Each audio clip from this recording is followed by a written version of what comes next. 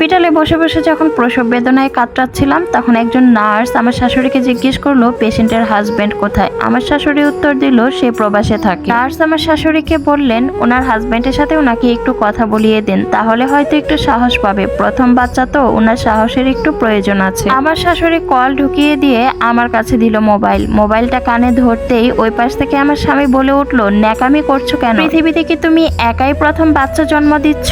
ন্যাকামি করো না, ন্যাকামি বাদ দাও।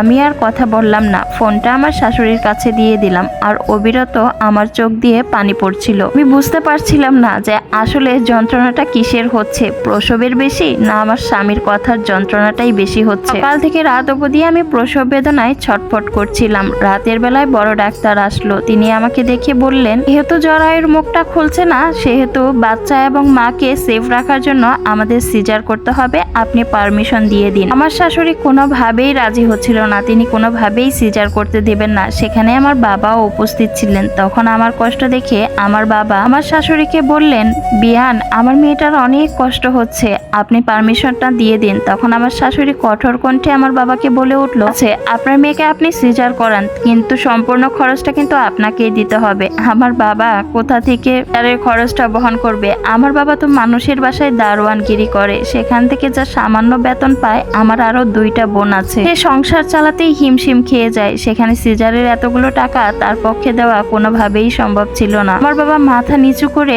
কান্না করছিল, আমি স্পষ্ট দেখতে পাচ্ছিলাম সবকিছু।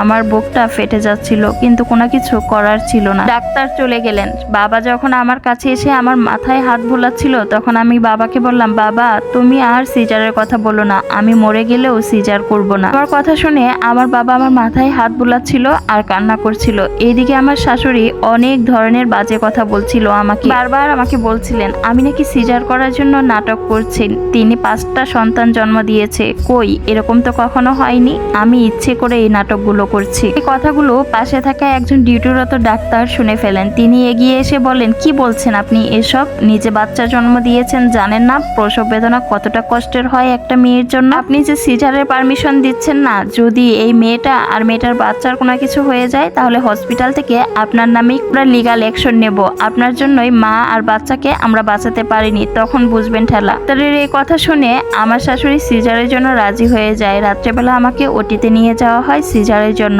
8টা দিন আমি হসপিটালে ছিলাম। 8 দিনে একদিনের জন্য আমার স্বামী আমার কাছে ফোন দেয়নি, আমার সাথে কথা বলেনি। 8 দিন পর যখন শ্বশুর বাড়িতে আসলাম তখন আমি নিজে থেকেই আমার স্বামীকে ফোন করেছিলাম। আমার ফোনটা ধরে আমি কেমন আছি, আমার বাচ্চা কেমন আছে, কি অবস্থা, কোনো কিছু জিজ্ঞেস করেনি। প্রথম কথাটা তার ছিল আমার কাছে যে 9,000 টাকা রেখে গিয়েছিল প্রবাসে যাওয়ার সময়, সেই টাকা দিয়ে আমি কি করেছি সেটার হিসাব যেন আমি তাকে দেই। আমার স্বামী কখনোই আমাকে হাত খরচ দিত না। আমি যদি কখনো আমার হাত খরচের জন্য কোনো টাকা পয়সা চাইতাম তাহলে সে বলতো খাওয়াচ্ছি পড়াচ্ছি সবকিছু দিচ্ছি, তোমার আবার আলাদা করে হাত খরচ লাগবে কেন? আমার স্বামীর সমস্ত ইনকামের টাকা আমার শাশুড়ির কাছে পাঠাতো। আমি কোনো কথা বললাম না, আমি চুপচাপ মাথা নিচু করে শুধু কান্না করছিলাম। কান্না করার ছাড়া আমার কি বা করার আছে? হসপিটাল থেকে আসার সময় ডাক্তার বলেছিল 20 দিন পর আবার একবার চেক আপ করানোর জন্য।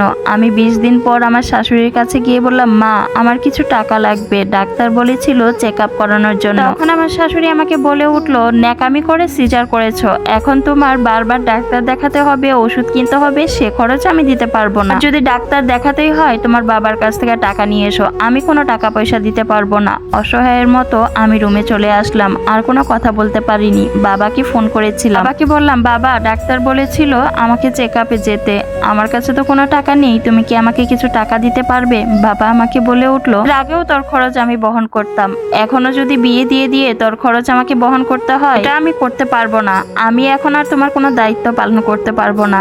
আমি আর কোনো কথা বাড়ালাম না, ফোনটা রেখে দিলাম। কি বলবো কি করব কোনো কিছু ভেবে উঠতে পারছিলাম না। যদি আমাকে বলতো তার কাছে টাকা নেই, সে টাকা দিতে পারবে না, তাহলে হয়তো আমি এতটা কষ্ট পেতাম না। কিন্তু সে তো আমার দায়িত্বই নিতে পারবে না, কারণ আমার বিয়ে হয়ে গেছে। তার করে আসার পর নাকি মেয়েদের 45 দিন পর্যন্ত একটু সাবধানে থাকতে হয়। আমি তো 45 দিন দূরের কথা, সিজার করে যেদিন এসেছি সেদিন থেকেই আমার শাশুড়ি কাজের মাত্রা আরো দ্বিগুণ বাড়িয়ে দিয়েছে, কারণ আমি সিজার করেছি। আমি আর সেদিন ডাক্তার দেখাতে যেতে পারিনি। কিছুদিন যাবৎ আমার শরীরটা অনেক খারাপ, তাই কিছুদিন পর স্বামীকে বললাম আমার একটু ডাক্তারের কাছে যাওয়া লাগতো, আমার শরীরটা না ভালো নেই, আপনি আমাকে কিছু টাকা দিবেন? আমার স্বামী ওই পাশ থেকে বলে উঠলো, তুই মরিস না কেন? তুই মরে গেলেই তো আমি বেঁচে যেতাম। তোর পিছনে এত কারি টাকা আমি খরচ করতে পারবো না। ফোনটা রেখে দিয়ে শুধু ভাবছিলাম আসলে আমার দোষটা কোথায়। বাবা মার পছন্দে বাবা মার কথায় বিয়ে করেছি, সেটা কি আমি মেয়ে হয়ে জন্ম নিয়েছি সেইটা বুঝতে পারতেছিলাম না। আসলে আমার ভুলটা কোথায়? আমার বেঁচে থাকা কি সত্যিই উচিত না?